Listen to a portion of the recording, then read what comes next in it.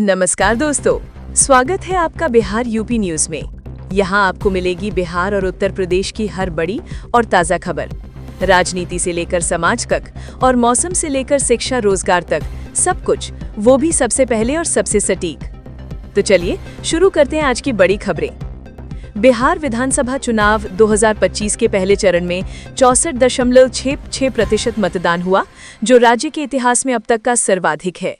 महिलाओं और नए मतदाताओं की सक्रिय भागीदारी इस वृद्धि का अहम कारण मानी जा रही है। पहले चरण के मतदान के दौरान बिहार में कुल 1415 लोग गिरफ्तार किए गए। साथ ही पटना में 25 लाख रुपए नकद और 8 अवैध हथियार भी जब्त किए गए हैं। ये चुनाव प्रक्रिया की सुरक्षा और पारदर्शिता के लिए प्रशासन की मुस्तैदी को दर्शाता है।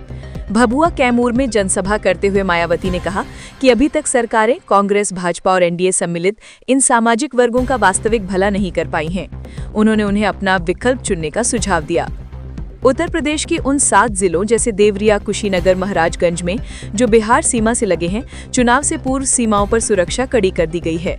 शराब एवं तस्करी की गतिविधियों पर विशेष निगरानी रखी जा रही है।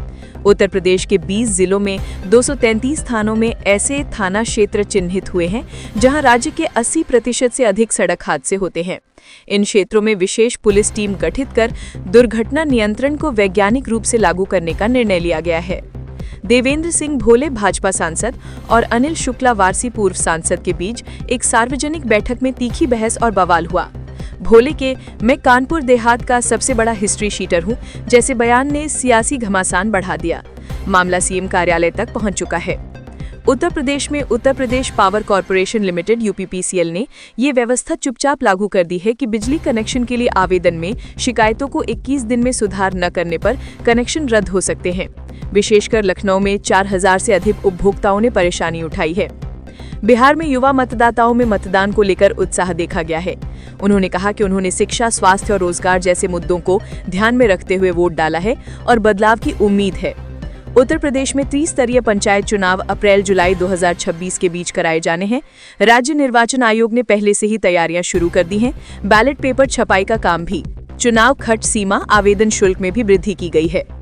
बिहार में पूर्व मुख्यमंत्री एवं वर्तमान मुख्यमंत्री नेतृत्व में बड़ी घोषणा की गई है कि अगले 5 वर्षों में राज्य के 1 करोड़ युवाओं को रोजगार उपलब्ध कराया जाएगा। उद्देश्य उद्योग विकास और कौशल निर्माण को आगे बढ़ाना है।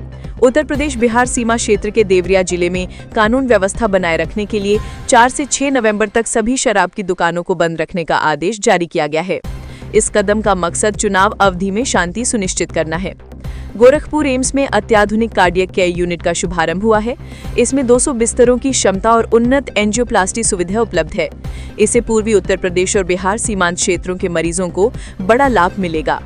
राज्य सरकार ने प्राथमिक और माध्यमिक शिक्षकों के लिए नई नीति बनाई है, जिसमें स्थानीय अभ्यर्थियों को प्राथमिकता, सीटेट या बीटेट पास होना अनिवार्य किया गया है। लगभग 40,000 पदों पर भर्ती फरवरी 2026 तक पूरी करने का लक्ष्य है। जेवर स्थित नोएडा अंतर्राष्ट्रीय हवाई अड्डे का निर्माण तेजी से चल रहा है। पहले चरण का 90% कार्य पूरा हो चुका है और परीक्षण उड़ानें मार्च 2026 तक शुरू होने की संभावना है। ये एशिया के सबसे बड़े ग्रीनफील्ड एयरपोर्ट्स में गिना जाएगा। नालंदा विश्वविद्यालय में ग्लोबल हेरिटेज एंड पीस विषय पर 18 देशों के प्रतिनिधि शामिल हुए। सम्मेलन में पर्यावरण, शिक्षा और सांस्कृतिक सहयोग पर विशेष सत्र आयोजित किए गए। मुख्यमंत्री ने कहा कि बिहार फिर से शिक्षा केंद्र के रूप में उभर रहा है। पटना में हुए बड़े रोजगार मेले में 250 से अधिक कंपनियों ने भाग लिया, लेकिन कांग्रेस ने आरोप लगाया कि ये सिर्फ चुनावी दिखावा है और सरकार बेरोजगार युवाओं को स्थायी रोजगार देने में नाकाम रही है। इस दौरान 25,000 युवाओं ने आवेदन किया। बिहार में इस मतदान बढ़ोतरी का एक कारण है मतदाता सूची का पुनरीक्षण। नाम हटाए गए, मृत या अनुपस्थित मतदाताओं को लिस्ट से बाहर किया गया, जिससे संशोधित सूची के आधार पर मतदान प्रतिशत बढ़ा। प्रवर्तन निर्देशालय ईडी ने मोनार्ड यूनिवर्सिटी उत्तर प्रदेश हापुड़ में चल रहे फर्जी डिग्री मार्कशीट रैकेट पर छापेमारी की। फर्जी डिग्री मार्कशीट, सील, लैपटॉप बरामद होने के बाद यूनिवर्सिटी प्रशासन में हड़कंप मचा हुआ है। अलीगढ़ में फर्जी जन्म मृत्यु प्रमाण पत्र रैकेट पकड़ा गया है। 2 जन सुविधा केंद्र संचालकों को गिरफ्तार किया गया है, जो फर्जी वेबसाइट, आधार, निवास प्रमाण पत्र आदि तैयार कर विदेशियों और अन्य को बेच रहे थे। मुख्यमंत्री योगी आदित्यनाथ ने जिलाधिकारियों को निर्देश दिया कि सड़क हादसों में बढ़ोतरी और किसानों की फसलों को नुकसान के लिए जिम्मेदार आवारा पशुओं के लिए नए गौ आश्रय स्थल बनाए जाएं।